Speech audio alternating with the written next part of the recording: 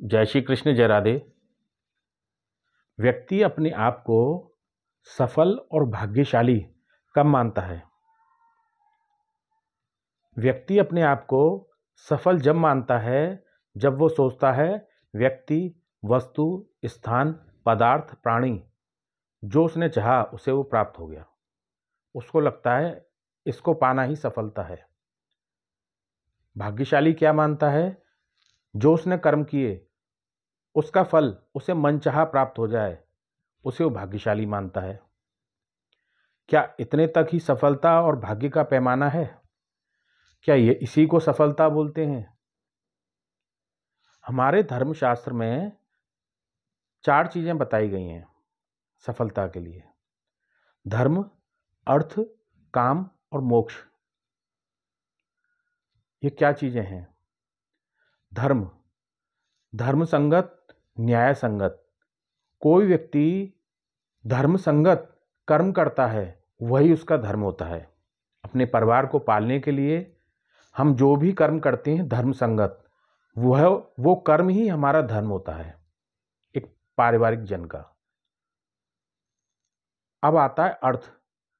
धर्म संगत कमाया हुआ धन ही अर्थ होता है। गलत तरीके से कमाया हुआ धन अर्थ नहीं होता। तीसरा है काम, अर्थात कामना।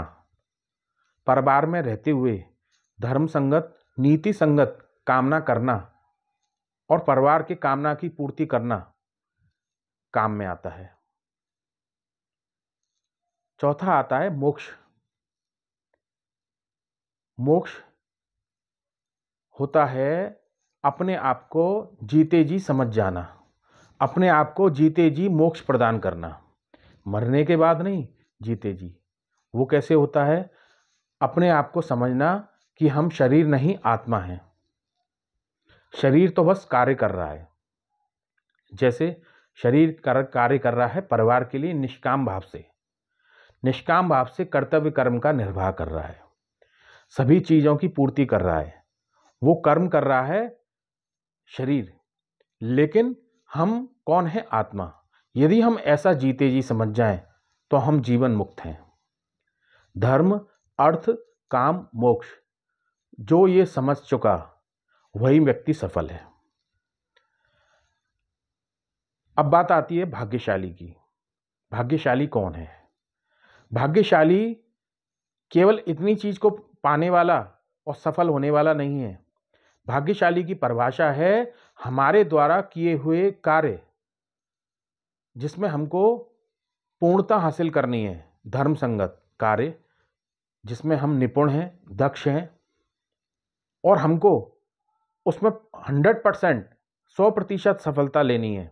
तो 50% हमारे खुद के कार्य, दक्षता, नीति, निपुणता और काबिलियत शामिल है, और जो बचा हुआ 50% है, 50% है, उसमें हमें आशीर्वाद चाहिए होता है। आशीर्वाद किसका? उस परम पिता परमेश्वर का। आशीर्वाद किसका? अपने स्वयं के माता पिता का।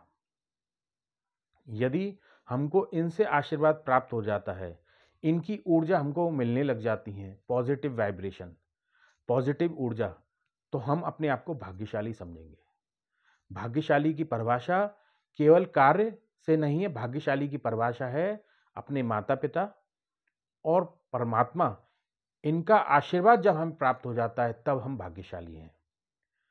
तो जब भी हम सफलता और भाग्यशाली का पैमाना निकालें उस समय हम ये देखें क्या हम इन 4 चीजें, धर्म, अर्थ, काम, मोक्ष और प्रभु और माता पिता का आशीर्वाद हमें प्राप्त है, तब हम भाग्यशाली और सफल अपने आप को माने।